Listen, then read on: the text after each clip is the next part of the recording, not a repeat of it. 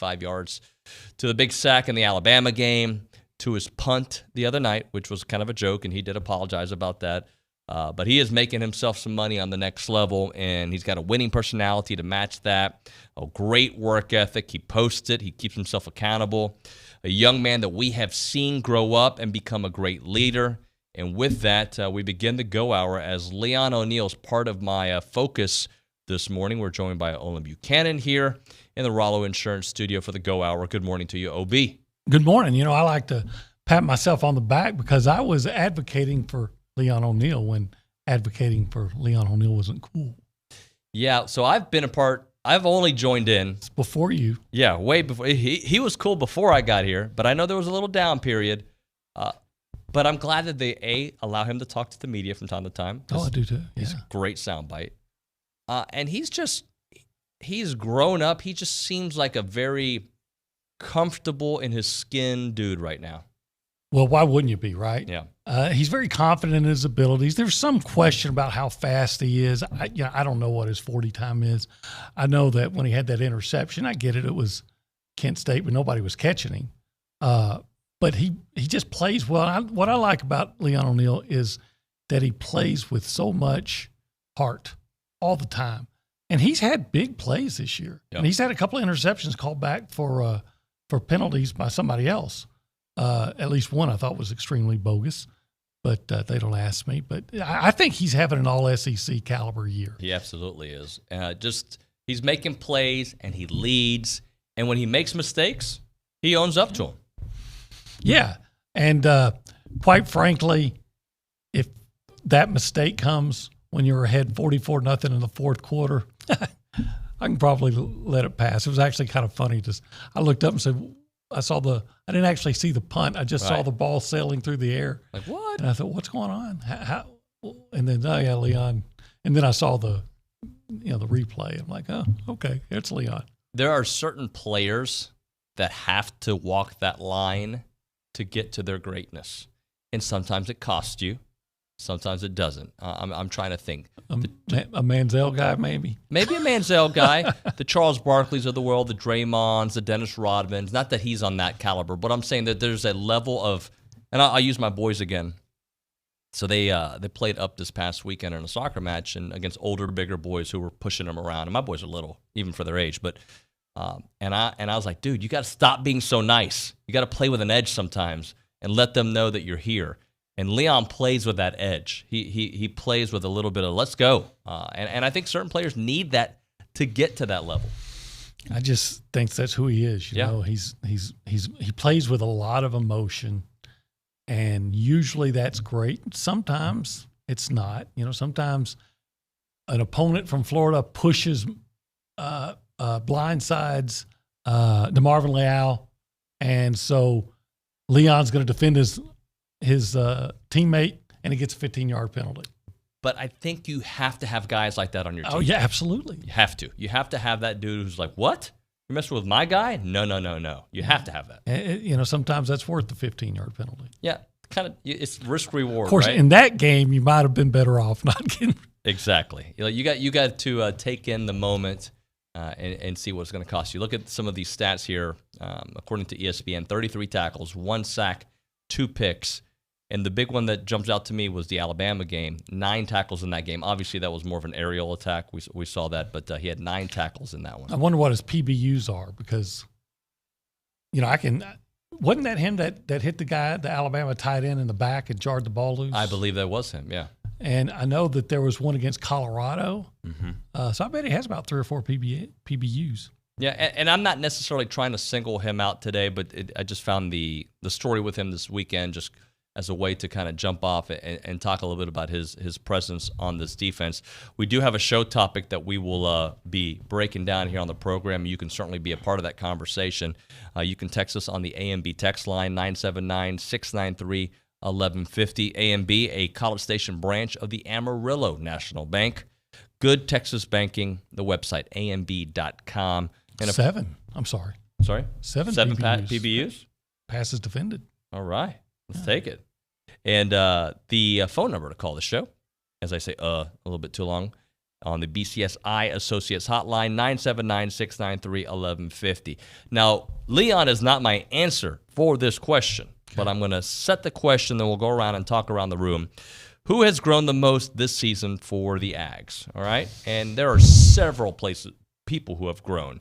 Obviously, you can point at Zach. You can point at the line. You can point at Tyreek Chappelle. There's a lot of places you can point. You can point at somebody who was already really good and taking his game to maybe new heights. So we will kind of discuss that. Obie and I have different opinions sometimes, or we force ourselves to on this one because we're so much like Stephen A. Smith and what's his name? Skip, your boy Bayless? Skip Bayless? Oh, my. That's your choices, huh, Stephen? However. Yeah. Did you ever work with Skip or have any relationship with him? No, I mean, I've sat in press boxes next to him before, but, he wasn't the type to make a lot of noise. You know what I didn't like about Skip Bayless, among other things, when he was a writer? He would trash people, Yeah. A lot of times when I covered the Cowboys for a couple of years, he would trash guys, but then wouldn't go to the locker room. Yeah. If you're going to trash somebody, that's fine, but then let them have the opportunity to see you. I agree with that. I also was told a long time ago, for you to really be able to give your opinion, you really shouldn't be in the locker room often and develop relationships. Now, you're not saying often. No. You're saying just be seen. You're going to go down there to do interviews. Right.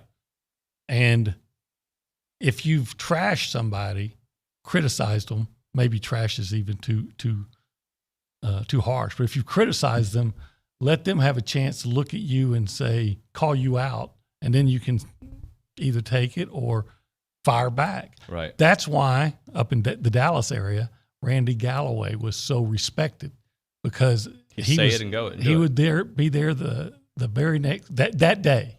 Mm-hmm. Yeah, but anyway.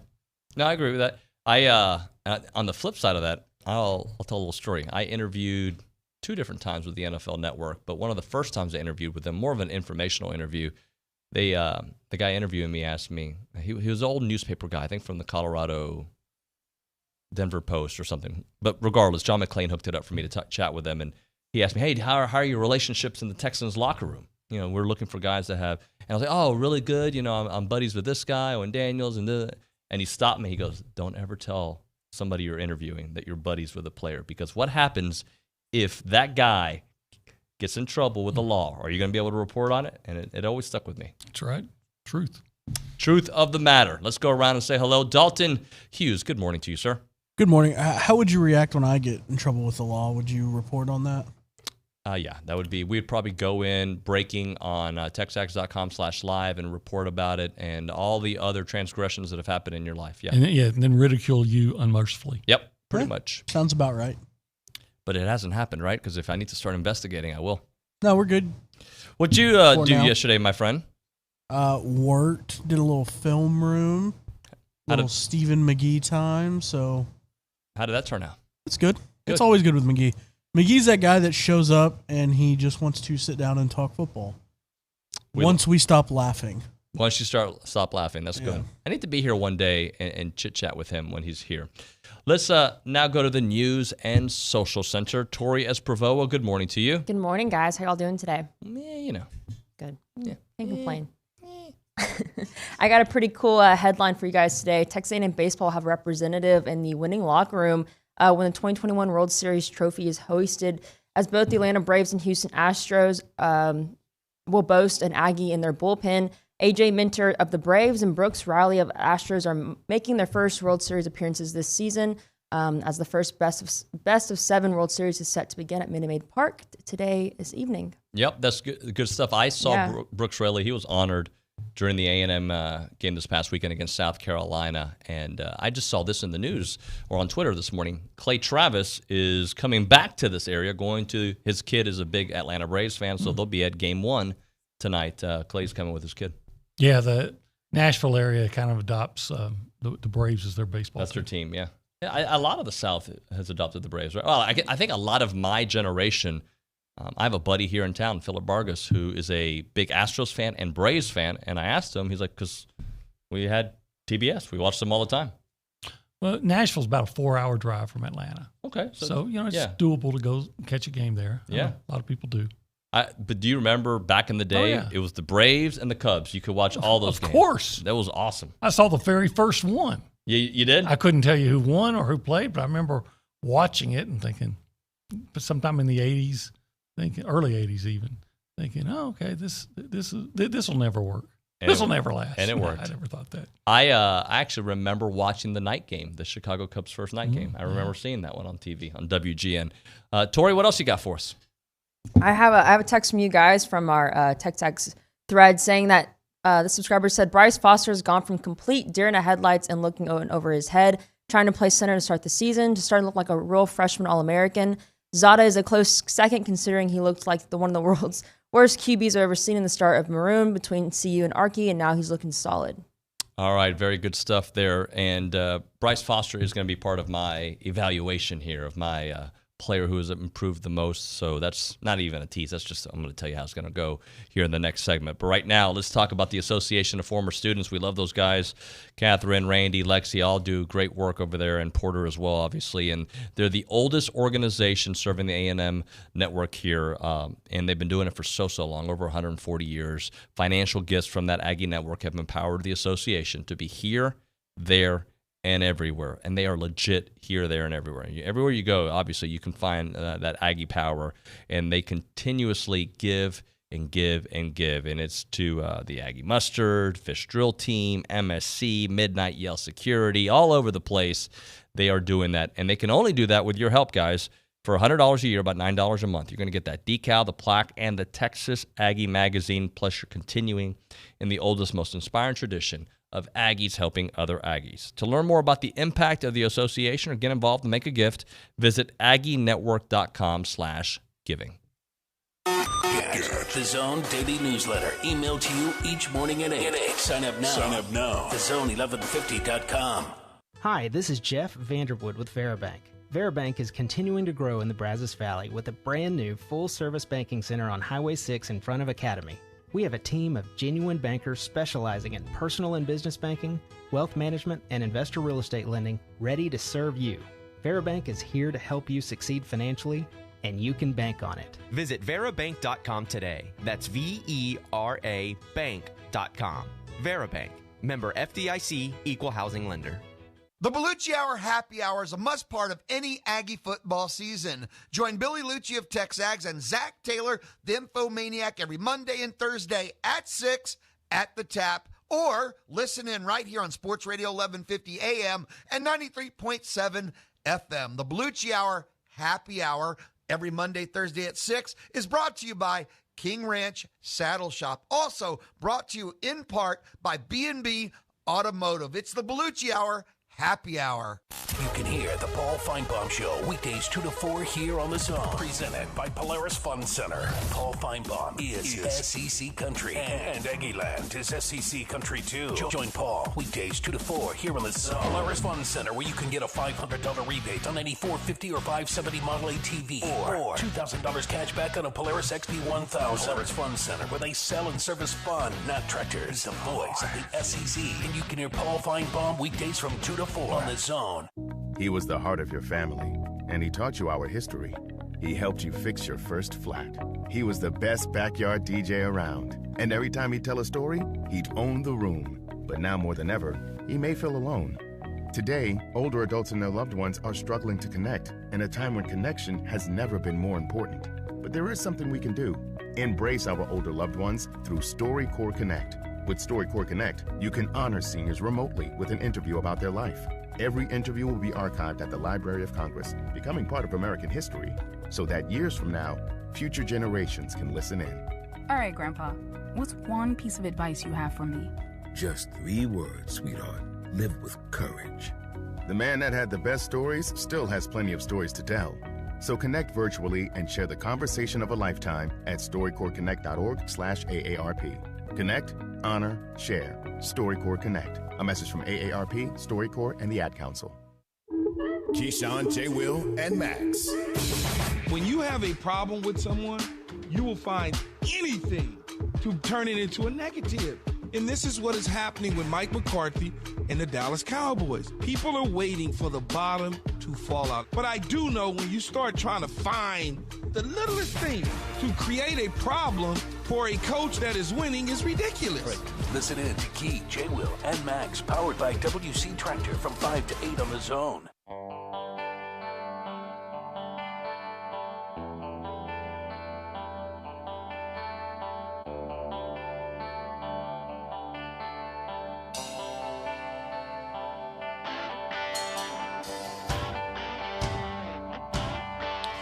Welcome back, TexAgs Radio, presented by David Gardner's Jewelers here in the Rollo Insurance Studio. I see our friends there on the YouTube page, and trying to get those subscribers to 7,000.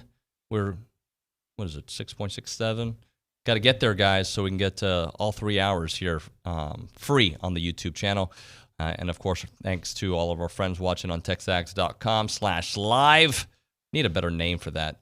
I can just toss to it a little bit easier. Do want to go to the A&B text line and give our man Bronny some props. Bayou Ag says, the watch party has been the biggest hit by TexAgs. Bronny does bring it. I think it's a brilliant idea. It's just great if you feel like, it's kind of like watching a game on Twitter where you feel like you're part of a community, except with doing it on YouTube, you're seeing the body language. There is constant discussion. You can still have the game on. I think it's a great idea. I think the only surprise in that is that Bronny came up with it. But did he? Did he? Yeah, surely someone else. Probably his girlfriend suggested it. Yeah, no, but it says we'll give him props on that. He's doing a great job with it. All right, so you heard the topic of the day, OB. Who has grown the most this season for the Ags? Who are you thinking for just a conversation piece? Well, I think the excuse me. Sleepy? Yeah, a little bit. A little bit? I think whoever suggested earlier, Zach Calzada, that, it's the obvious answer for the reasons that the guy pointed out. I mean, we saw what happened in Colorado, even though he got better as the game went on. He was largely ineffective. And then the Arkansas was a debacle. Yep. And then you have the game of your life in a win over Alabama. And not only do you have good numbers, but you lead 2 clutch drives in the last 5 minutes. Who ever saw that coming? Nobody saw that coming. Right. I mean, when Alabama took the lead with 5 minutes to go, I wonder how many people thought, okay, well, we gave him a heck of a run. That's what I thought. I was like, man, we were so close, but Alabama's Alabama.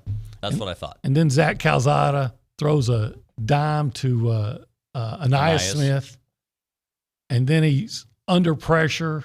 I mean, then he runs for a first down, I think. No, that was later. That was later after he got hurt. But then he had another completion. I can't remember who it was, maybe Wademeyer, maybe Preston or somebody, but then makes as pretty a pass as you'll ever see, the guy tying touchdown to Anias. Yep, that was beautiful. Under pressure. And when I saw it, we were on the field when that happened. I was like, there's no way that's completed. Oh, and the place erupted. I'm like, did they get it right? Because from our angle, you couldn't tell he caught it. You knew where he threw it. And it was the story there, too, that I think we forget in the moment is like, this dude was hurt. Right. Right? Like, this is a movie-like scene. When they make Zach the movie, that's how the movie ends. It was crazy. And then, you get the ball back, and you make that outstanding pass to was that the one he threw to Isaiah backing up? I think so. Get it down about midfield, and then he runs, even though he's hurt for a first down. And then Jalen completes a pass, and then he gets the pass interference, and they win the game. Yeah, they win the freaking game. How do you? So the numbers were good. He completed 13 of his first 14. The numbers were good. But then 2 clutch drives from a guy that threw the ball off his center's helmet when he was trying to come back against Arkansas. Yep. I just don't know. I mean, I would like to say Reuben Fatheree was a guy who wasn't even in the starting lineup, and he has solved the problem at tackle. I'd like to say that. And that could be a good one. And Bryce Foster could be a good one. And Edgerrin Cooper or Tyreek Chappell could be really good ones. But to where we are right now, he is the answer. But I go left. I go Bryce and Ruben Fatheree because, to me, they have allowed Zach to be Zach. They have allowed Zach to feel cool under pressure because he isn't under pressure like he was in the very beginning. In the very beginning, when Fatheree wasn't a part of that starting lineup and Foster was out there, Foster, as big and strong as he was, and he had some moments of brilliance, got thrown around a little bit, right? Mm-hmm. He had a couple moments in the Colorado game that did not look good. But now that offensive line, not only have they allowed Zach to stay clean for the most part the last, 3 or 4 weeks, they've been able to run the ball, right? So they have had back-to-back rushers, back-to-back games where they've had 100-yard rushers from both A-Chain and Spiller, right? Mm-hmm. And that's happened in the last 3 or 4 games. 162 yards rushing against Mississippi State. Spiller with over 100 yards in that game. 94 against Alabama. So right there at 100. Yet Calzada was not sacked at all in that game, right? He's only been sacked one time in the last 3 games. Correct. And that happened against the Missouri game, just one time. They rushed for 283 yards against Missouri. Both Spiller and A-Chain go over 100 yards. In South Carolina, they go for 290. Spiller and A-Chain both go over 100 yards. Calzada not sacked at all. To me, and all answers are welcome and all answers are true, right? Like, it can be all. You don't have to have just one guy. But as I'm just picking somebody to the profile, I'm picking those 2 guys because Fatheree wasn't in the starting lineup and Bryce Foster was not expected to start. And when he did start, it wasn't necessarily that pretty. And since then, they've been very clean. They have allowed the offense to do what a Jimbo offense needs to do, which is run the ball effectively, make smart passes down the field without putting your team in a vulnerable position. And I'm giving props there to those guys. But as you mentioned, Tyreek Chappelle could be absolutely. Edge Cooper could absolutely be one of those guys. Antonio Johnson, who we knew was on his way, could be that guy. Yeah, I think he was good last year, so he's grown. I just don't think he's had to grow as much. There's a lot of good answers. And that's a good problem to have to figure out who it is. But, I just think I'd have to go with Calzada. By the way, I got a trivia question for you since you were talking about all that rushing. If Spiller and A-Chain both rush for 1,000 yards, okay, which is very possible. Yep. They will be the first A&M tandem to do so since. Let's see. Are we talking Greg Hill days? It's a trick question. It's never happened. It's never happened. It's never happened. Huh. I would have thought maybe during the Leland days or the Greg Hill days. Greg Hill was over 1,000. Rodney Thomas had 996. Really? 93. Huh. You got me. Well, I mean, like I said, it was a trick question. Yeah, it was good. It was a good question. But so it's never happened. Do you know how many off the top of your head, how many A-Chain has right now? Yeah, he has 607. And then Spiller has how many? 761, I believe. Yeah, so it's real possible. Yeah, especially with Prairie View coming up and Ole Miss's somewhat suspect defense as well as LSU's. And I don't know what to think about Auburn. So, and if they continue the trend that they're doing, both getting 100 yards a game, it may happen sooner than later. Yeah, it may. It may happen. All right, so here's what we're going to do. When we come back here on the program, Charean Williams is going to join us. We'll talk about all things happening with the Ags and, of course, the NFL, Cowboys, and whatnot. Is Deshaun Watson going to get traded? Has she ever seen a offense go backwards like we saw there in South Carolina? All that. But right now, let's go backwards in time and think about your history, think about your parents' history, think about your boss's history, think about your uncle's history, whoever you love, or maybe just your own history, right? And you want those stories told. Remember that touchdown you scored in 5th grade? You really want your family to know about that touchdown you scored against the little school down the street that you needed the beat and you won 14-7. It was because of your touchdown. Or maybe it's like my father escaping Cuba in the 60s and getting here to the United States and having a great education there, but coming here and having to really get all of his basics again done and get that degree here in the States as opposed to what he had done there. All these stories mean something, and Heritage Films is the place to do it and capture it on film and tell your story. That's what Chance McClain does. He is an awesome guy and just does wonderful work and continues to churn out these stories, and it's not a quick process, guys. This is state-of-the-art, Hollywood-esque documentary films. Takes him about 8 to 10 weeks. He's the guy to do it. You want to call him up right now, 713-893-8341, 713-893-8341, or go to yourheritagefilm.com.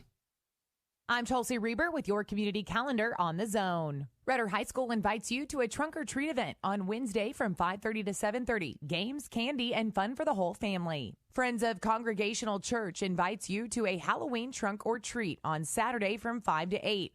Costumes and families are encouraged. Kappa Alpha Theta invites you to the 12th Annual Theta Fest benefiting Scotty's House, Friday, November 5th.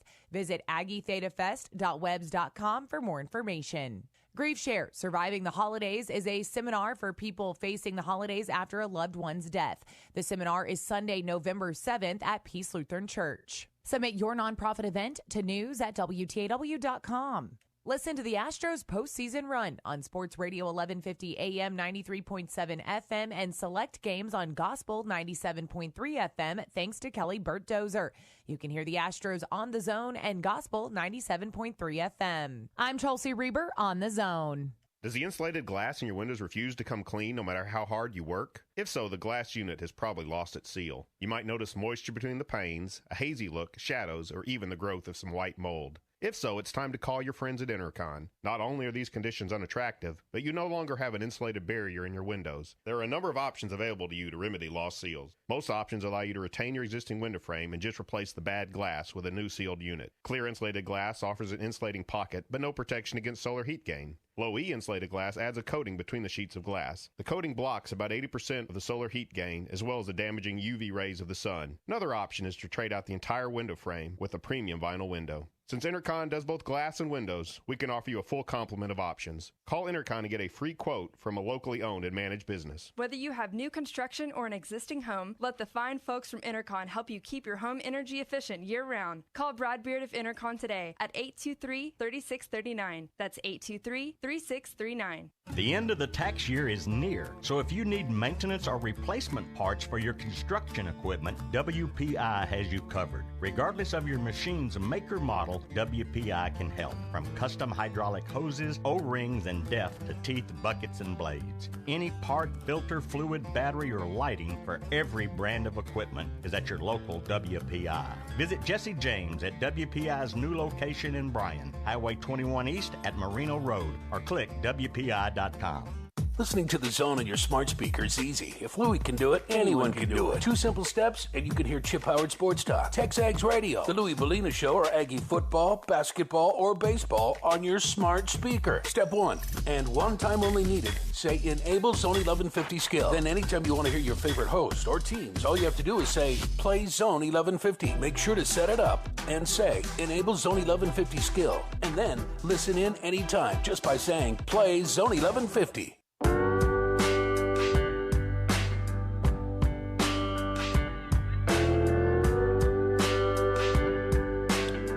Welcome back, TexAgs Radio, presented by David Gardner's Jewelers here in the Rollo Insurance Studio, the official insurance provider of TexAgs Radio. The difference is real. Rollo Insurance is an independent insurance company built around educating you on exactly what you're paying for, doing the shopping for you so that you can accomplish your insurance goals. They can write any form of insurance to anyone in Texas and several states as well. It has 30 offices around the state. Their headquarters is right here in College Station on Highway 6. Call 888-44-ROLLO or go to rolloinsurance.com. All right, let's talk to an expert. Let's talk to Charean Williams here on the BCSI hotline from Pro Football Talk, the Hall of Famer and our good friend. Good morning to you, Charean. Well, good morning to you guys. I don't know if I'm an expert or not, but I always enjoy talking to you anyway. Well, you're definitely smarter than us. So, Charean, let's talk a little bit about this South Carolina game that just passed. Have you ever seen an SEC offense go backwards like we saw this past weekend to where, 6 yards entering the fourth quarter? Yeah, I was hoping for negative yards. I was keeping track when it got down to 10, so I knew exactly where they were. So I kept subtracting as they kept going backwards. No, I've never seen anything like it. That was just an awful offensive performance or a great defensive performance or a combination of the two, whatever it was. But it was fun to watch the defense do what they did in that game. Unfortunate that they even scored, but I get it. You had a lot of backups in there you wanted to play, and I understand that. And and they got them some playing time. And it was a fun game. It was wasn't exciting as that Alabama game, but I'll take that one any day of the week. Yeah, we needed a game like that, one that you could relax a little bit. So after what you've seen the last 3 weeks, now A&M has basically a two-game season in front of them. What do you expect from them with against Auburn and Ole Miss? Well, I expect them to win, especially after the way they played against Alabama, the way they've played in this 3-game stretch. I think they're playing their best football right now. And, it's kind of become a whatever you refer to it as, but since Jimbo's been here, his teams just seem to get better and better and better as the year goes on. And you better not give him extra time to prepare for somebody. We've seen at the bowl games late in the year, they just come out and they play really well. So I expect them to play really, really well against Auburn, having a week off, get 2 weeks to prepare for Auburn. I expect that better not be a loss because you're at home and you've had 2 weeks to prepare and you're playing really well. So I don't know that that's going to be a real difficult game. I would expect that to maybe not be over at halftime, but early in the second half, I would expect A&M to put that one away. And then you got to get ready for Ole Miss, which is going to be obviously a much tougher test. But you start thinking about, what if you only finish with 2 losses and Alabama beats Georgia in the championship game and they both go to the playoffs. I mean, things could be really good for A&M if they can win out. They despite those 2 losses that were terrible losses, they've got a lot left in front of them this season. Charean, this may be an obvious answer, but maybe it's not. I have the show topic today, who has grown the most this season for the Ags. Is there someone in mind or maybe a position spot, or maybe it is Zach, who has grown the most for you? Yeah, I saw that on Twitter, and it has to be Zach. I mean, there's no question about it. I've never, ever in my life, and I've done this for over 30 years, and I've covered it at the highest level, I've never seen a quarterback play as poorly as he did in that, 3-game stretch, whatever it was. I mean, I'm thinking he's the worst quarterback in A&M schools. I can't think of a worse quarterback at that point. And I was trying to rack my brain on somebody who maybe played worse, and I couldn't come up with anyone. That's how quickly it changed. And then the next week against Alabama, whatever he does from now on, he's a legend at A&M. He's done it. He's beaten Alabama. He's a hero. He doesn't have to do anything else. Now, we all hope he does a lot more, and I hope he does a lot more this season. But I've never seen just a turnaround like he had. And I'm sure it was a combination of a lot of things, but one of the biggest things, I think, was that's right when we learned that Haynes King, and I don't know if that's when he learned it or not, but it all seems to come together and fit anyway, that Haynes King wasn't coming back. Maybe it was as simple as him having to hear, it's your job, quit looking over your shoulder, there's no one who's going to come in and save you or save A&M. You're it. You're the guy. Go get it done. But I don't know. He's looked like a different quarterback, and I've never in my life seen anything like it, a quick turnaround like that. With getting reps, whatever it was, it's just been amazing, an amazing evolvement to watch. It has been a Jekyll and Hyde type of thing. It's been yeah. So hey, since we just you talked about possible scenarios, right? I'm going to throw one at you. Yeah. All right, here's my hypothetical. A&M wins out. Auburn upsets Alabama. A&M upsets Georgia. Yeah. Wow. 2-loss A&M. Do they get in the playoff with 2 losses, but you have wins over Alabama and Georgia? You have to. Sure. Yeah, I think at that point you have to, and I think Georgia goes in too. I think they would both go in at that point. Yeah, I don't know how you'd leave either one out at that point. I mean, that is just so far from that. No, again, it's a hypothetical. I love it, though. I love it. I don't think that's going to happen. But, crazy things are happening this season. Yeah, they are. It's weird. Yeah, it's just one of the weirdest college football seasons we've ever seen. Charean, so along those lines, how vulnerable is Alabama? Do you see another loss potentially on their schedule? Is it that Auburn game? Well, Well, I tell you what, they didn't look very good in that. I assume I didn't get to see any of the game, obviously because the A&M game was at the same time. But I was watching the score and tracking it. Then that game was close in the first half, and they're just a different team. They're not the Alabama we're used to seeing that's just going out and dominating teams, and they're going to win every week. I do think they're vulnerable this season. I think they're vulnerable to another loss, and their quarterback play has not been what it's been in past seasons. He's not as good, at least right now, as the quarterbacks have had in the recent past. So, that's the biggest thing. But, yeah, I think they're vulnerable for another loss this year. This is just, it's a weird season. And, anybody can win this thing. But, Georgia looks like the best team, but I'm not ready to say Georgia's going to win the national championship. It's just been such a weird year, and a lot of things are left in the transpire. I think it's fun. I think it's a lot of fun. Instead of just going, it's going to be Clemson, Ohio State, and Alabama, and then there's going to be a fourth team. It's not like that this year, and I think that's a lot of fun for college football and something that college football needed. How does this Texas-Baylor game play out this weekend?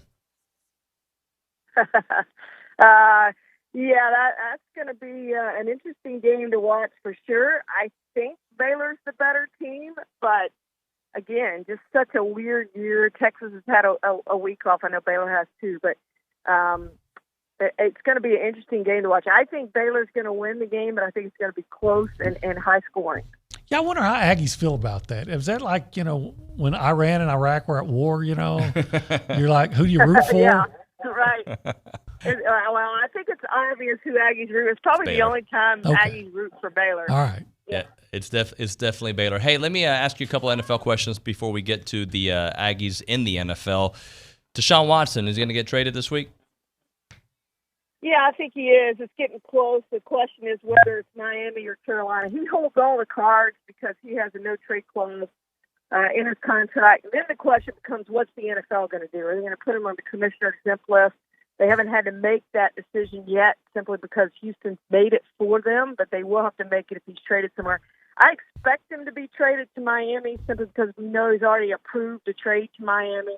We don't know if he's approved a trade to Carolina. Of course, he played at Clemson, so we'll see how that plays out. But it's probably going to be one of those two spots, and it probably will happen this week. Next Tuesday is the trade deadline. So let me play that out real quick. He gets traded to Miami, who's terrible this year. He probably doesn't play for Miami. They stay terrible, and the Texans get that pick probably this year and next. Am I understanding that correctly, probably? Yeah, well, they may get both. Miami has 2 picks next year, so they may get both of those picks. So Houston could end up with 3 picks. We'll see how that works out. But, yeah, I expect them to get a lot out of this. If they don't get a lot out of this trade, then they were dumb to trade him at this point. And I don't think they would trade him if they didn't get a lot of picks. I don't think it's going to be players. I don't think Tua comes to Houston. They don't want Tua. I don't think that's going to happen. I think Tua will be a separate trade somewhere else. And real quick, before you get to the Ags in the NFL, is DeMarcus Lawrence coming back anytime soon? DeMarcus Lawrence is going to come back. It's still going to be another couple weeks before they get him back, a few more weeks, but they'll get him back, and that's just going to make their pass rush even better. They played so good defensively. Right now, I would say Dan Quinn's one of the top 2 or 3 favorites for assistant coach of the year, the way he transformed that defense. Gave up the most points in franchise history last year, and they're really playing at a high level right now. All right, let's get into the 3 Aggies that shined the most this past weekend in the NFL. Boy, it was tough. It was a really good week for the Aggies, unlike last week, which was a tougher week to pick simply because there weren't all that many outstanding performances. There were a ton this week. So number 3, I'm going to go with Kiki. Yeah. 6 tackles, a sack and a half for the Packers. He really played well. I thought about Dennis Allen with the Saints defense played yesterday. I thought about Miles. He also had a sack and a half, but we always talk about Miles. So let's give Kingsley a little love today. So he's number 3. Number 2, I think is pretty obvious, 2 and 1. Mike Evans, 6 catches, 76 yards, 3 touchdowns. Of course, you saw him give away Tom Brady's 600th football to a fan in the stands. If you've seen the video, if you haven't seen it, go find it.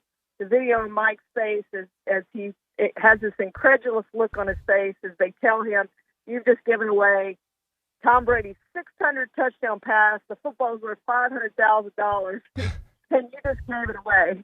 But they made a deal to get it back. The guy ended up getting a ton of stuff. He got a Bitcoin from Tom Brady that's worth a lot of money. He didn't get $500,000 worth, but season tickets the rest of this year, next year, some signed merchandise. He got the cleats that Mike Evans wore in that game. So got a lot of merchandise and memorabilia out of it. But Mike tried to give away, Tyler did give away Tom Brady's 600 football. And then number one, Ryan Tannehill. He's talking about quarterbacks who turned it around this year. He's one who's turned it around this year, really playing well. Ran for a touchdown, threw for a touchdown. And frankly, he should have caught one for a touchdown on a trick play. Derrick Henry made the tougher touchdown throw to Michael Pruitt, but Ryan Tannehill was wide open in the end zone. Joked about he wanted to get that touchdown catch so he could have had all three. But 21 of 27, 270 yards, touchdown, interception against Kansas City. They pulled off in a 6-day span victories over the Bills and the Chiefs. Ryan Tannehill and Derrick Henry have that Titans team rolling right now. They look like one of the better teams in the AFC. Charean, thanks so much. We'll catch up with you in a week. Thank you, guys. Take care. Charean Williams on the BCSI hotline here. We see your text messages on the A&B text line. We'll get to those here in a moment as we have an open segment to close out the Go Hour right now. I want you to experience the difference with Caprock Health System. They are patient-centered care out there. So if you're in an emergency situation, and hopefully you're not, but we all know how things happen. It's just a lot of crazy things are happening, and you want to go somewhere that you can be safe. It could be a kid's sports injury. It could be who knows what it is, but you want to go somewhere that they're going to take care of you. You're not going to have to wait, and their sole purpose there at Caprock is to make you feel better. They take all the insurances out there. They've got the emergency care, the hospital admission, lab, outpatient testing, radiology, outpatient imaging. And they also maintain cash prices, so that rivals any competitor in the BCS, and you are encouraged to go check it out for yourself.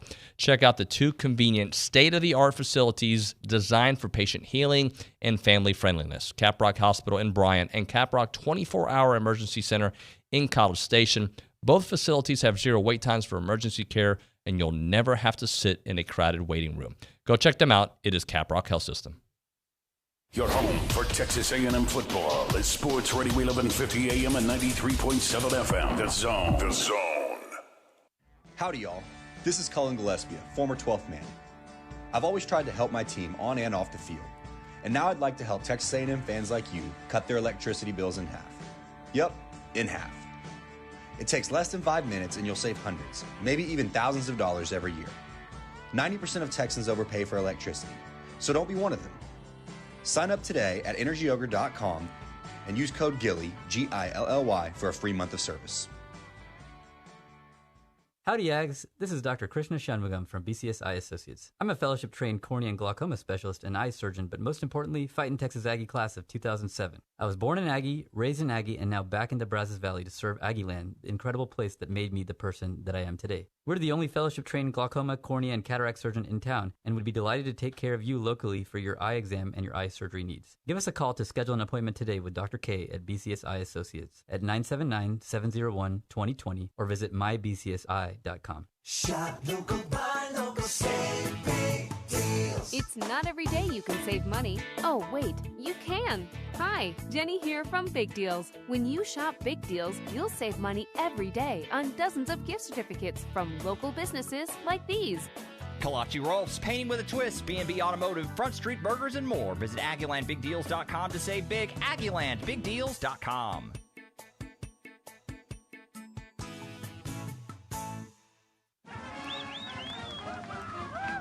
Hello, St. Joseph Eagles fans. Listen to St. Joseph Eagles football throughout the season on KEDC 88.5 FM. St. Joseph Eagles football is brought to you this season by these local businesses: Fast Signs, Strata Auto Repair, Kelly Burt Dozer, Reedfield Meats and Deli, Burnside Services Inc., and Prosperity Bank. Listen to St. Joseph Eagles football on KEDC 88.5 FM. Special thanks to all of our St. Joseph Eagles sponsors. The Louie Bellina Show, where hard truths have to be spoken. You'll hear pitchers talk about how postseason starts now are like per pitch efforts, like almost, whether it's 50% more or 100% more. It's not the same as a regular season start. I think we almost have to ratchet back our expectations now because the hitters are so good. because the pitchers are always working at max effort now, the postseason is just going to be like this now forever. I don't see a way this changes short of, if the baseball changes. If they literally deaden the baseball to a point where pitchers don't have to worry about giving up a home run on every pitch, maybe that would change it. But for now, man, these guys put so much effort into every pitch that even getting 6 out of a starter is a really good thing. I'm not sure we'll ever see a postseason complete game again until the game changes in some way. Listen to Louie from 11 to 2 weekdays on The Zone, brought to you in part by Tradition Mobile One Lube Express.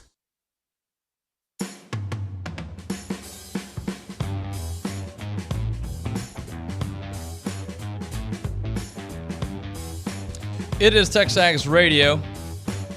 We are presented by David Gardner's Jewelers here in the Rollo Insurance Studio. OB and I finishing up here this Go Hour, and a lot of good information there from Charean. I liked hearing some new names there on our Aggie hit list. Yeah, I saw Kingsley Keke get that sack. You did? I just happened to be watching at that time, and I've always been a fan of his, so I'm glad to see him doing well. You know, one thing I didn't ask her about was the World Series. I know you're excited to watch it tonight. Yeah. Yeah, I know. You're a big baseball guy.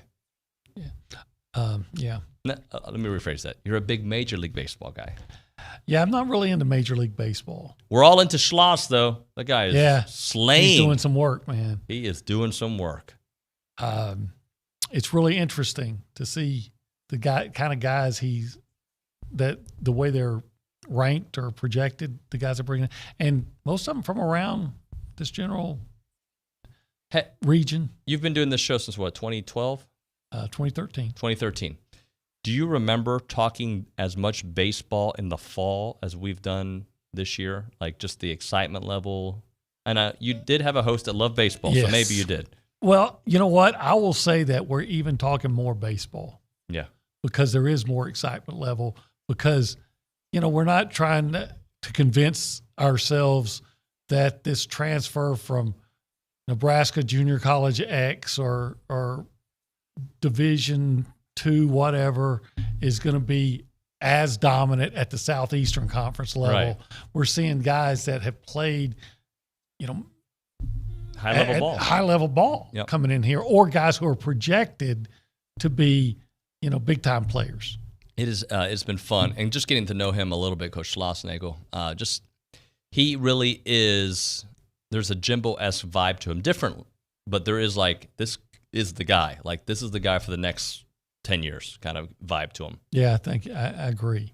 Yeah, you do get that. I can see where you would make that parallel, just the way they approach their jobs with Jimbo. Yeah. Yeah, and by the way, basketball season not far out as well. They're practicing, and I think Buzz is supposed to chat. I think it's tomorrow. Tomorrow, yes. Yeah, I need to double check that. But so good, and I'm excited about the change. I want to see how all those changes can work on the floor. It's got to be better than last year. It's got to be. Yeah, I'll just leave it at that. It's got to be better than it was.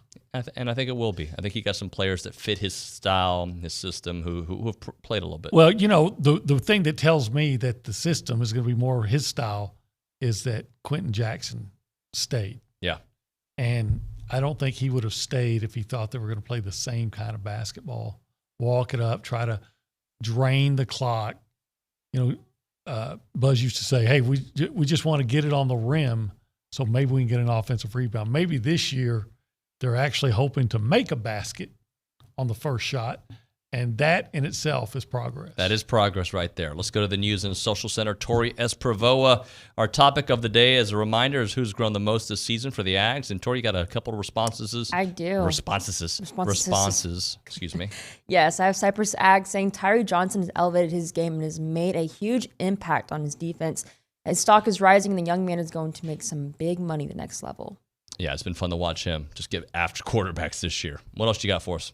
I have Train Shiner saying, I do believe that Leon is that guy who has made a major move in elevating his play. He reminds me of Chet Brooks, a hard-nosed, emotional player, and he seems to be the leader in the pulse of our defense. That's the name I have not heard in a long time, Chet Brooks. If I remember correctly, if my brother Alex is listening, he can remind me. I believe Alex lived at the apartment next to Chet Brooks, because I remember meeting Chet as a kid here at A&M. I wonder if he's the former A&M DB that's a detective in Atlanta now. Is he? There is one. I don't know if it's Chet, but He's is not. one. That's Jay Brooks. Jay Brooks. Jay Brooks. Okay. Is Chet the guy that coined the phrase "wrecking crew"? He does. Chet lives up in like DFW area. So, and I heard a lot about him because he had a son that A&M was recruiting hard, but I think he chose to go somewhere else. I can't remember where. Yeah, I'm trying to see what he's doing now. I'm not seeing that, but you know what? We need to get him on the show. I got my Brookses confused. Yeah. Hey, Tori, one more for us? Yeah, I have a TexAgs subscriber saying Shamar Turner jumping around first, but can see him pick up immediately and still progress game to game. Yep. By the way, one of those recruiting sites is projecting Walter Nolan and Shamar Stewart to A&M. That would be bananas. They're also projecting Harold Perkins, and who knows? That would be 3 of the top 11 in the country at any position if they pulled that off. Do they have Chris Marshall? They have Chris Marshall projected to A&M, but I think they have him ranked about 88th in the nation. We'll take that too. Heck yeah. We'll take all of them, right? Get them all. Want them all. Hey, we've already started seeing a shift in the program. This next class could be like so epically big. It could. It really could. Of course, the 18 class was ranked 3rd in the country. And look at what you're getting out of that. Yeah. Let's get 3rd. Let's get 2nd. Let's get 1st. Let's get 1st. Why not? Why not? Take that, Georgia. All right, that's the Go Hour coming up next. Connor O'Gara, Saturday Down South. Here next on TexAgs Radio. Our publications reach every corner of the Brazos Valley, and we want to partner with you in sharing your message with the community. You may recognize a few of our Bryan Broadcasting publications. Best of the Brazos Valley. Brazos Life, the annual manual. Welcome home, Brazos Valley. Brazos Family. Brazos Wellness. Brazos Valley Bride. Peace, Brazos Christian Life. With the combined power of 7 magazine titles, 11 radio stations, and digital solutions, Bryan Broadcasting publications can help you be heard. Call 979-695-9595 to learn more. Bryan Broadcasting is your home for high school football. Bryan High, A&M Consolidated, Rudder, and College Station High play on the Bryan Broadcasting family of stations. No matter where you are, hear every play, every game, all season long. Thanks to Amarillo National Bank, Glenn College, BCS Toyota, and Ed Phillips Plumbing. To find out when and where to hear your favorite team, go to brazosfootball.com.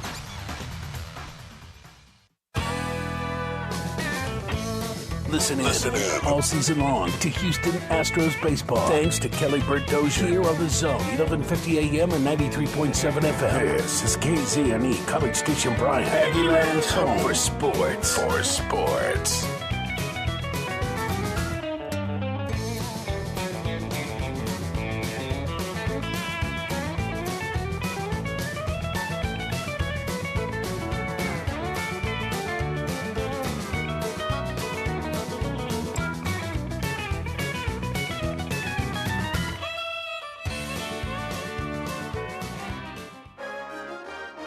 From WTAW, I'm Chelsea Reber with a news update on the Zone.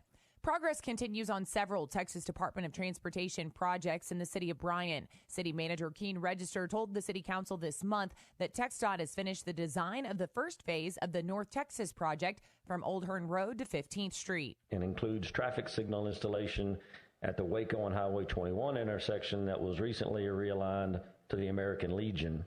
Register says construction bids on the first phase are expected to be let early next year. Register also reported the rebuilding of William Joel Bryan Parkway from the freeway to Texas is now part of the freeway widening project. Construction bids won't be let until the year 2024. The next step has been taken towards future administrative changes at Texas A&M. President Catherine Banks is collecting reaction on a consultant's report for the next 2 weeks online at feedback.tamu.edu. There is some optimism about future enrollment increases at Blinn College. That was part of an unscheduled update during this month's Blinn Trustees meeting from Chancellor Mary Hensley. I do have some encouraging news because we're already beginning the registration process for the winter mini-semester as well as the spring semester. And for the first time in 2 years, I'm able to say that we're trending upward for those registrations as compared to the previous spring. Responding to a trustee's question, Dr. Hensley also said federal money is reimbursing Blinn for enrollment losses during the pandemic. Bryan police were responding to another round of reckless driving in the parking lot at the south end of the Bryan Town Center results in one arrest. The officer who stopped one pickup smelled burnt rubber from the tires. There were 7 passengers in the truck, 4 in the bed and 3 in the cab. They and the driver were issued criminal trespass warnings. The driver, 19-year-old Juan Arguello of Caldwell, is out of jail after posting bond following his arrest for reckless driving. For more news, go to WTAW.com. I'm Chelsea Reber on The Zone. You can hear the Paul Feinbaum Show weekdays 2 to 4 here on The Zone. Presented by Polaris Fun Center. Paul Feinbaum is SEC Country. And Aggieland is SEC Country too. Join Paul weekdays 2 to 4 here on The Zone. Polaris Fun Center, where you can get a $500 rebate on any 450 or 570 Model A TV. Or $2,000 cash back on a Polaris XP1000. Polaris Fun Center, where they sell and service fun, not tractors. The voice of the SEC. And you can hear Paul Feinbaum weekdays from 2 to 4 on The Zone. The Bellucci Hour Happy Hour is a must part of any Aggie football season. Join Billy Lucci of TexAgs and Zach Taylor, the Infomaniac, every Monday and Thursday at 6 at the Tap. Or listen in right here on Sports Radio 1150 AM and 93.7 FM. The Bellucci Hour Happy Hour every Monday, Thursday at 6 is brought to you by King Ranch Saddle Shop. Also brought to you in part by B&B Automotive. It's the Bellucci Hour Happy Hour. Good morning, sports fans. I'm Zach Taylor with your Aggie Sports Minute on The Zone. The Sports Minute is brought to you by Hilco Roofing and Supply. Call 936-825-0500 or click HilcoSupply.com. Number 14, Texas A&M football is feeling pretty good, having rolled off 3 straight wins. Coach Jimbo Fisher was asked if he likes where his team is heading into the bye. I really do right now. I really do. I mean, I think we're starting to mold. Now, we'll find out. We've got a heck of a run. I mean, you got Auburn, you have Ole Miss, you've got Prairie View, and then you've got LSU. 2 of those 4 on the road, and you got a big stretch coming. But I like the development and our buy-in, but our ability to go back and refocus and get back to those details and do a lot of those things. And those young guys are starting to understand the level of commitment it takes to do that. And we're playing so many young players, and I like where we're at. Now we got to practice and get ready down that stretch. Jimbo and the guys will have the week off before returning to action November 6th against Auburn. Kickoff time for that game will be announced following this weekend's games. Aggie women's soccer is fresh off a much-needed win over Vanderbilt last Sunday. Now the Maroon and White will wrap up the regular season this Thursday at Mizzou. To get Coach's take, tune into the Aggie Soccer Hour with Coach G tonight from 6 to 7 on Gospel 97.3 FM. Women's golf sits in 3rd place following the opening round of the Alley in West Point, Mississippi. Freshman Adela Cernusek leads the Aggies individually in 2nd place at 6 under. And that's been your Aggie Sports Minute, brought to you by Hilco Roofing and Supply. On The Zone, I'm Zach Taylor. Aggie football game day on The Zone starts 3 hours before kickoff with the Twin Peaks pregame show powered by TexAgs.com. Game day on The Zone is brought to you in part by Higginbotham Insurance, Stephen Gustitis, attorney at law, Tradition, Mobile One Oil and Lube, and Gage Gandy Bail Bonds. After you listen to the Twin Peaks pregame show powered by TexAgs.com, listen to every single Aggie football game right here on Sports Radio 1150 AM and 93.7 FM.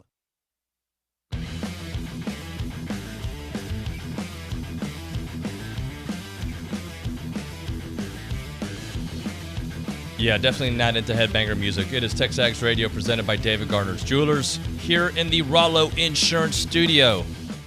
My guy Connor O'Gara joining us here on the BCSI hotline. And Connor, we got some good stuff to get into, some tough stuff to get into, tough love stuff. Let's get it down, man. What's going on?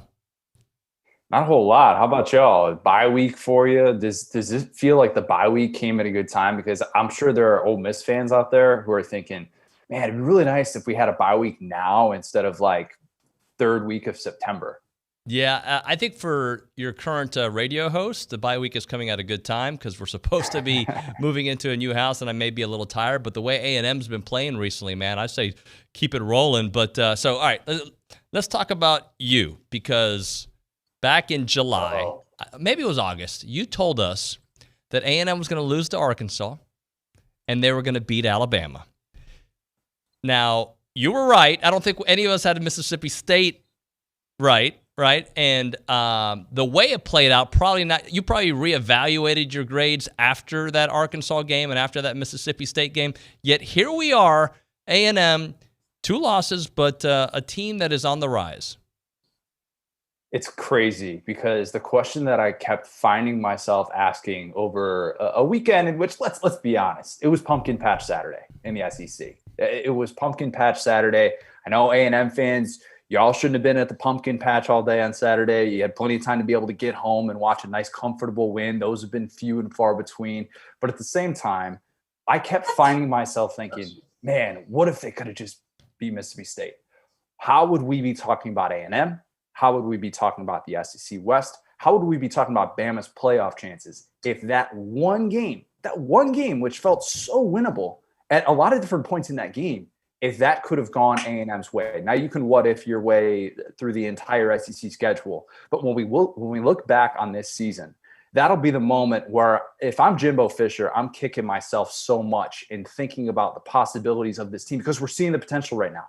We're seeing all these things that we were talking about in the preseason, all the skill players you saw over the past weekend, the 4 guys that we kept talking about with A-Chain, Spiller, you're talking about Weidemeyer and what this offense could do if Anaya Smith gets going in special teams and all those different things. If those could just happen, and that with this defense, the potential, and it's there, and we're seeing it right now. It's just a shame that it has played out as late as it has. Connor, I think, Jimbo probably did the best he could with inexperience, right? You've got like an offensive line that now has come together. You have a quarterback that has learned, because Zach Calzada is not the same quarterback he was in that Mississippi State game or that Arkansas game. No, but at the same time, and I heard Jordan Rodgers talk about this, they've changed the game plan for him. They've stopped treating him like he's Haynes King. And that's something that we were kind of talking about during those times when it just looked like scoring was so difficult to do. It seems so basic, but sometimes there are teams that just show you what scoring can look like, and it just looks like they can do it at will. And Ole Miss is one of those teams where they can just kind of pick you apart in any different way that they want to attack you. And for A&M, it just like, man, what is the identity of this team? And if you keep Zach Calzada in the pocket, and if he's making some of these throws because he's not as mobile as a Haynes King, then what is he capable of? And what is your route tree for some of these receivers? And how are you getting them in space? And how are you doing different things that way? And we're seeing that play out right now. And credit to him, he has developed and he does look more comfortable. It'll be interesting to see what it looks like down the stretch with these key matchups coming up against the likes of Ole Miss, against the likes of an Auburn, and against even an LSU defense, which, is take it for what it is, but who knows what to expect from LSU on a weekly basis at this point anymore. So that to me is going to be an interesting test, but he has definitely made some strides since the early struggles that he had as a starter. All right, Connor, let's role play for a moment. Let's just say for kicks and giggles, they went out and Bama loses one more game. Let's say they lose to Auburn. Let's say they lose. Now we're talking about an A&M team playing Georgia.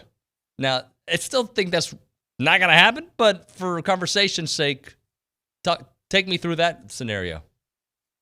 So, yeah, if they won out, that would mean Ole Miss getting a second loss. They'd have a tiebreaker with Ole Miss. They'd have a tiebreaker with Auburn. Yeah, that's a wild scenario. And, it's fascinating because if you think about the types of teams that can stay on the field with Georgia, you need to have some sort of 5-star talent, or you're going to have to scheme your way out the wazoo, right? Or you need to have these NFL-ready guys on defense.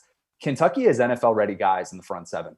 And I actually thought they kind of hung well with Georgia. And they had probably 2 or 3 plays that they wish they could have had back. But you look at the ability to make those tight window throws. Will Levis did that at an extraordinary level in that game. And it's going to get kind of overshadowed because they didn't get their second touchdown until they called a timeout with the second left.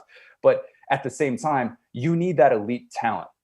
A&M has that elite talent. All right. That's not lacking. We've talked about the defensive line play. We've talked about what they have at the skill player positions. I argued before the season started, if I could have one group of skill players outside of the quarterback position, A&M was who I wanted.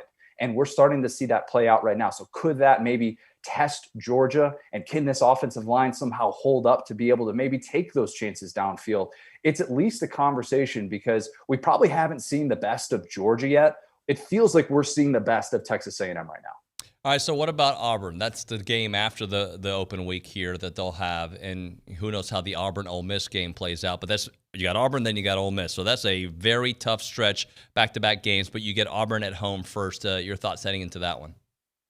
Yeah, if you had asked me about this 3-4 weeks ago, I say It's going to just be a coin flip. Whichever team just can kind of show up. Both these teams not really playing that well. Maybe a little bit of a pillow fight. It's going to feel like.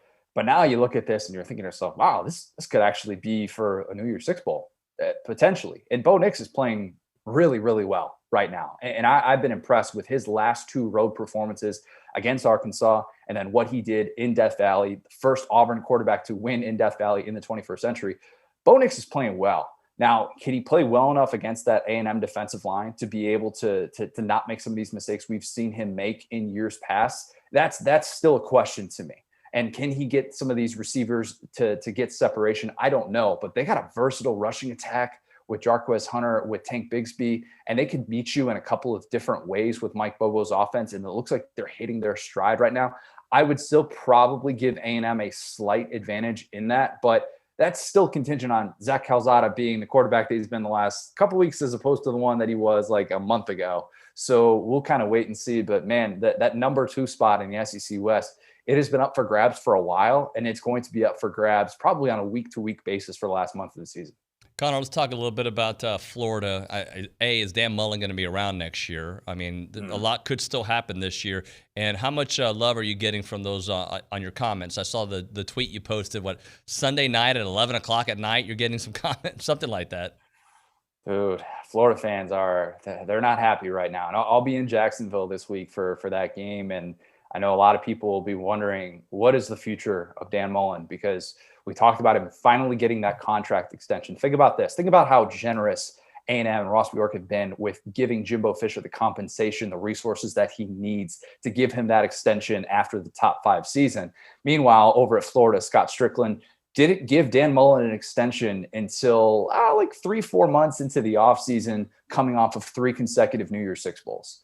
It is a different situation there. And they gave him this extension. He's the top 5 highest paid coach in college football, but his buyout's only $12 million.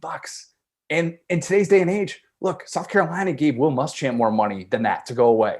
So it's not inconceivable to think that if things fall apart here for Dan Mullen, which they're on their way to, like Florida is about to lose its 4th SEC game before November for the first time since 2011. That was year 1 of the Will Muschamp era. I'm going to keep making Will Muschamp references to drive this point home about how bad this is for Florida right now. And so, yeah, it's a fair question to ask. And maybe Dan Mullen at season's end is just kind of fed up with being in that fishbowl and the high expectations that come with it, because he has made some mistakes. There's no doubt. Bringing Todd Grantham back was a mistake. Not going to Anthony Richardson sooner was a mistake. Who knows if he's even going to go with Anthony Richardson to start this football game? And you have Florida fans who are just very frustrated with the lack of upside and how low the floor is for Dan Mullen. So it's going to be a telling week in Jacksonville. Watch us go all 2007 all over again and see Florida come out with some sort of miraculous win to beat Georgia. And all of a sudden, everybody in college football all of a sudden thinks they have a chance. Hey, Connor, you mentioned Jimbo's contract there, and that was another thing I wanted to get with you, because a couple of weeks back you were a little critical of A&M, and you kept on referring to him as the $9 million man. Do you now at least see I think it was brilliant, to be honest with you, because A, it's not my money. B, they feel like they have their guy, right? And C, LSU was going to come calling. Who knows who else was going to come calling?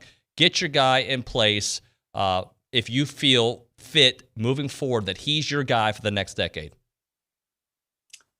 You could look at both sides of the coin with that, and we could play the results. We absolutely could. And I was playing the results a couple weeks ago for sure. There's no doubt about it. And seeing A&M have such a talented defense, such a talented group of skilled players, seeing that kind of at the time looked like it went to waste and ruin a chance at an SEC championship. Absolutely. I was one of those people saying the $9 million man is not earning his paycheck, and he has earned his paycheck in the last few weeks. There's no doubt about it. And right now with LSU, yeah, you're essentially saying to LSU, hey, go ahead, go try and pay Jimbo Fisher 10 years, $100 million.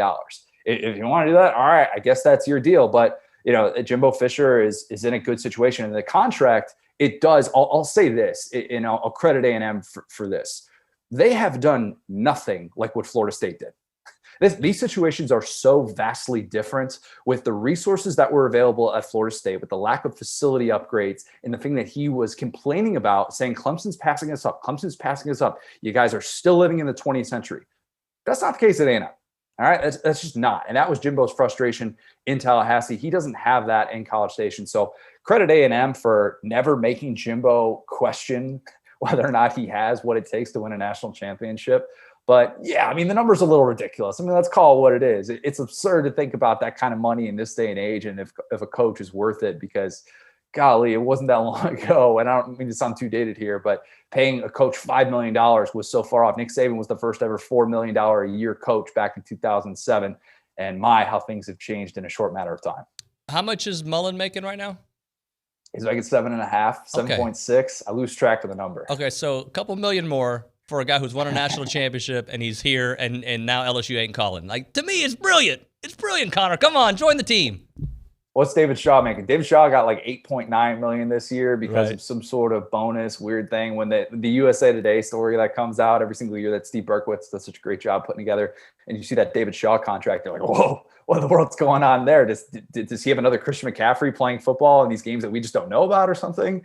Yeah, the contracts, look, they are what they are. They're insane. They're ridiculous. They're going to continue to be ridiculous as long as that money's there, and as long as there are people willing to put pen to paper. Not changing anytime soon. So I guess I should stop complaining about it. Hey, Connor, what about this report? Mike Tomlin could end up at USC. I think his name was even flirted with LSU. Bill O'Brien, obviously a name that you've heard with LSU. How does LSU play out? Man, I think LSU gets the ball rolling. And I thought USC was originally going to. LSU's a better job.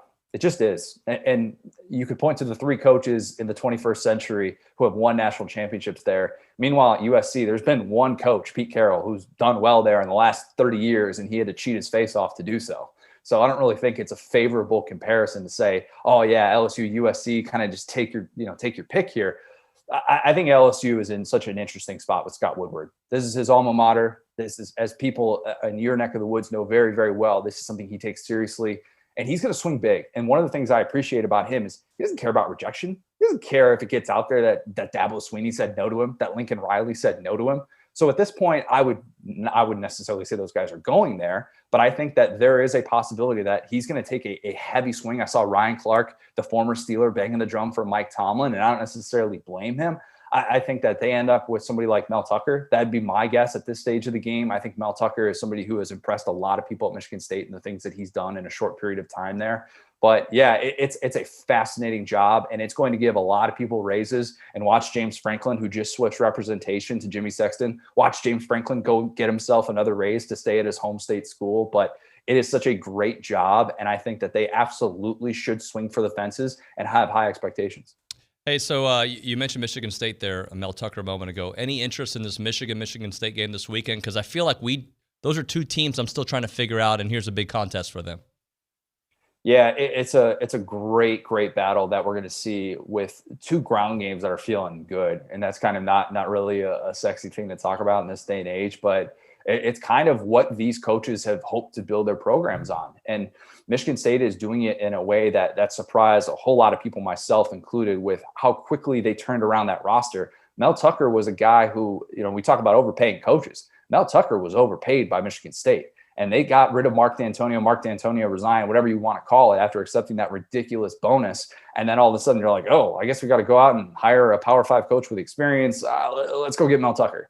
And Mel Tucker went into the transfer portal and got guys like Kenneth Walker. If you haven't seen Kenneth Walker yet, watch what he is doing. Watch him this Saturday against Michigan, against a really good Michigan defense, and see just kind of what exactly it looks like to overhaul a roster that's possible in the 21st century with the way that the transfer portal is built. I think Michigan has a slight edge in that one. I still don't think Michigan long-term is going to beat Ohio State. I'm not going to sit here and say that, but it's a great game that could have major playoff implications. And as we talk about the playoff poll, which is coming out for the first time next week, that game is going to have a big say on some potential SEC things around it. All right, last thing for you. Josh Heupel, you believe in what he's doing there at Tennessee? I do. And I had my criticisms of it, but I watched the way that it plays out against Alabama. And if you tuned into that game, you saw Alabama have 3 coverage busts and allow touchdowns. You saw Alabama make some very uncharacteristic mistakes. And some people would just say, you know what? That's just Bama kind of shooting itself in the foot. It's not really Tennessee's doing. Tennessee scored more points against Alabama than it has in any matchup since 2003. That's not a coincidence. And it was only 24 points. So that says a lot about Tennessee. But at the same time, Josh Heupel is going to be able to rebuild that roster and get those skill players through the transfer portal who want to come and play in that offense. They don't necessarily have the guys yet on the outside to build it the way that he wants to and to have that speed to run the up-tempo offense. Hendon Hooker's a stud. He absolutely is, and I hope he comes back next year and gets another year in this offense. But I think that Tennessee, the streak that they've had against their rivals, I think it's 15 in a row that they've lost to the likes of Alabama, Georgia, Florida. They're 3-32 in their last 10 years, going back to 2010 against those teams. I think they're on their way to kind of turning that around. I'm not saying they're going to all of a sudden beat Alabama on a yearly basis, but I like a lot of things that Josh Heupel is doing in year one. All right, man. I appreciate you. Connor O'Gara, Saturday Down South on the BCSI hotline. Hey, and by the way, that's I like that shirt, that NBA Jam shirt. That's what's up. 4-0. Let's go. Let's go, man. Thanks so much, brother. Take care. Appreciate it. All right, Connor O'Gara here on the show. Right now, I want to remind you to text radio to 1-833-638-6248. That is 1-833-638-6248 for your chance to win the Big Friday giveaway, courtesy of our friends from Aggie Land Outfitters. And I showed it to you yesterday. I'm going to show it to you again. It is the Big Ocho shirt. That's right. DeMarvin Leal's lightweight long sleeve tee. This sleeve tee features DeMarvin's logo on the front and maroon signature printed across the logo, while the back features the Big Ocho in maroon. And this is a very nice one. It's got the number 8 in it as well. You want to wear this one with this weather. I think it's Wednesday. It's going to start getting cold again tomorrow. So this is valued at $39.99. And as a reminder, they're at Aggie Land Outfitters. They've got Damon Demas' signing on the 28th from 7 to 9 p.m. They've got the DeMarvin Leal signing on the 29th from 4 to 6 p.m. And the Trunk or Treat event with DeMarvin Leal, 6 to 8 p.m. All those events are going to take place at the University Drive location. But as a reminder, it is the DeMarvin Leal Big Ocho White Game Day Long Sleeve, valued at $39.99 at Aggie Land Outfitters. Your home for Texas A&M baseball is Sports Radio 1150 AM and 93.7 FM. The Zone. Question: would you pick a chain barbecue place over a hometown joint? Do you root for East Coast universities instead of the local team? Nah, then why choose a big Wall Street bank? A&B started in 1892. 5 generations later, we're still owned and operated by the same Texas family. We support this community. We value your privacy. We make quick decisions, and we hate red tape. We answer to you, not Wall Street. Bank with A&B. Family owned, Texas proud. Member FDIC, Equal Housing Lender. The end of the tax year is near, so if you need maintenance or replacement parts for your construction equipment, WPI has you covered. Regardless of your machine's make or model, WPI can help. From custom hydraulic hoses, O-rings, and depth to teeth, buckets, and blades. Any part, filter, fluid, battery, or lighting for every brand of equipment is at your local WPI. Visit Jesse James at WPI's new location in Bryan, Highway 21 East at Marino Road, or click WPI.com. Paid for by Christian Care Ministry. Okay, some good news during a challenging time for everybody, and this could really help. You may know hundreds of thousands of people have already made the switch to MediShare, which is the affordable alternative to health insurance. And with so many people looking at how they pay for healthcare right now, seeing premiums going up or the cost of COBRA plans, MediShare has a special offer and a lot of people are taking advantage of it. Simply apply by October 30th and they will waive your new member fee. That's $170 savings. And of course, that's just a start. The typical family saves $500 a month after making the switch. MediShare is a Christian community that has shared over $4 billion in medical bills, and it's worked beautifully for decades. I'll give you the number here in a second, and if you call, you can get a price within 2 minutes. Just tell them the promo code SHARE to get your additional savings. Here it is. Call 855-51-BIBLE. That's 855-51-BIBLE. 855-51-BIBLE. Shop local, buy local, save big deals. It's not every day you can save money. Oh, wait, you can. Hi, Jenny here from Big Deals. When you shop Big Deals, you'll save money every day on dozens of gift certificates from local businesses like these. Howdy's Pizza, BCS Tire Pros, Cotton and Oak Home and Style, Cilantro Mexican Grill, and more. Visit AggieLandBigDeals.com to save big. AggieLandBigDeals.com. Keyshawn, J. Will, and Max. When you have a problem with someone, you will find anything to turn it into a negative.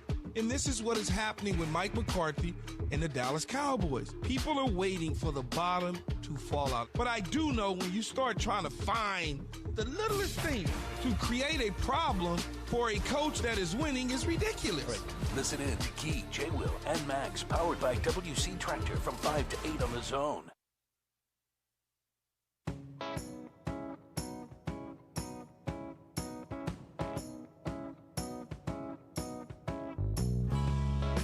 Welcome back, TexAgs Radio. We are presented by David Gardner's Jewelers here in the Rollo Insurance Studio. A lot of feedback coming in on the Conor O'Gara interview. He was on the BCSI hotline. He's from Saturday Down South. And BCSI is proud to announce their fall LASIK special. All you got to do is call 979-701-2020 and mention that TexAgs and David Nuno, that's me, hi, good to see you, sent you, and you're going to get a free LASIK consult for $400 off of your custom LASIK surgery. I know a lot of you have been thinking about going to Houston, Austin, LASIK to get a LASIK surgery. You don't have to do that anymore because Dr. K's in the house, and he'll take great care of you right here in town. He's got a wonderful team there at BCSI, and they're going to give you a world-class LASIK eye surgery experience right here in the Brazos Valley. So let me go to the A&B text line for a moment and react to some of these text messages. We've got Ross from East Texas saying that O'Gara's wrong. Michigan State didn't overpay for their coach. He's undefeated and will play another undefeated team at home. The other team is the winningest team in college football ever. Coaches make what they make. Stop saying they're overpaid. I'm not sure how much O'Gara makes, but when he and other media members say stuff like this, it sounds pretty envious. I don't know if that's the case, guys. I think, like, we make fun of what Texas paid Tom Herman to leave town, right? And for good reason. It's just college football conversation in the middle of a losing streak. But if you can take a macro view and take a look at the big picture here and not just be in the moment. And Connor even suggested that, he was looking at the wins and losses at that point when he's talking about the $9 million man to where he's saying right now, looks good, right? The way I look at it, and I know the way Billy looks at it, and Olin, I'm sure, looks at it this way, not to put words in their mouth, but it's like, it's smart business. Now you don't have to worry about these conversations about Jimbo. And Florida's thinking about firing Dan Mullen, who makes $7.5 million. Why is this so hard to understand? Right? Like, and Connor at the end said he would probably stop thinking about the whole salary thing, but if there's certain coaches that are getting fired making ballpark money, the market is the market. And I'm sorry if A&M has made it a new market, but Jimbo is one of the best coaches in college football who's got a national championship. It's not like a Ed O national championship. It's not a Larry Coker national championship. This guy took over a program that needed a change and a retired coach, a legend in that, built it up, won. They did not give him the resources. He goes to a place that does give him the resources, and now he's building this one. And the money, I think it's the term of the deal, which I hate even talking about it now in the end of October. But since we had Connor, and I know that was one of the things I wanted to chat with him about a month ago, we try to get him on once a month. I wanted to bring it up, and look, people have their opinions about who gets paid what, but the market is the market. And if you've got people that you're paying to leave, get away. What are they paying the whole Texas staff, like $18 million, whatever it was, to leave? What they're going to pay Ed O to go away and be quiet? Or you're going to invest in a guy who's going to be here long term, who's building it your way, and you just don't want any of the rumors or the innuendos or, he could leave for LSU. We're so beyond that's why you make that play. That's exactly why you make that play. All right, guys, I'll open up the text line here a little bit after we talk with Chris Taylor, but if you want to, you can text the A&B text line, 979-693-1150. We'll chat with you on there, and, of course, the BCSI hotline as well. But when we come back here on the program, CT joining the show, Chris Taylor, A&M wide receiver great, going to join us here to discuss all things that happened over the weekend and looking ahead here on TexAgs. I'm Chelsea Reber with your community calendar on the Zone. Redder High School invites you to a trunk or treat event on Wednesday from 5:30 to 7:30. Games, candy, and fun for the whole family. Friends of Congregational Church invites you to a Halloween trunk or treat on Saturday from 5 to 8. Costumes and families are encouraged. Kappa Alpha Theta invites you to the 12th Annual Theta Fest benefiting Scotty's House, Friday, November 5th. Visit AggieThetaFest.webs.com for more information. Grief Share, Surviving the Holidays is a seminar for people facing the holidays after a loved one's death.